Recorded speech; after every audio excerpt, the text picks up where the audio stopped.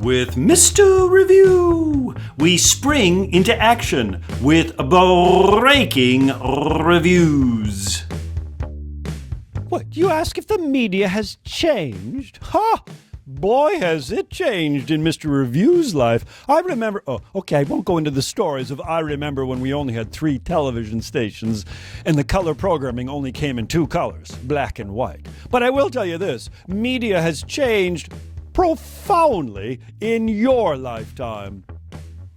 You and I both demand immediate information. We're not waiting for the 5 o'clock news. We're not waiting for tomorrow's newspaper. We want it on our feed now. I mean, now's even late. A demand for immediate media and information. Increased choices? Yes, Mr. Review. When Mr. Review was your age, maybe only 3 or 4 choices. Now we have oodles and oodles. And how much is an oodle? I don't know, but it's a lot.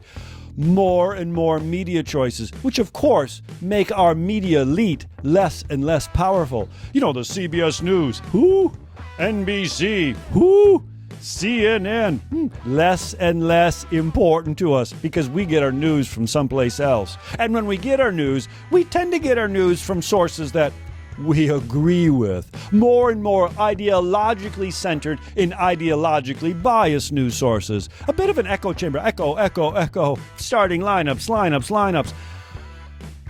Modern media tends to be more and more biased. We pick one source and stick with it, and we wonder why our friends don't think like we do.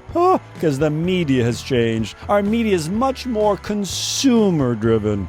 Which then, as a political scientist, we ask, how credible is it?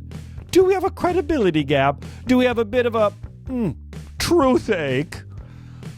I would say these are the complexities and profundities of the modern media. More and more media options, less and less truthfulness. Truthiness, got a problem.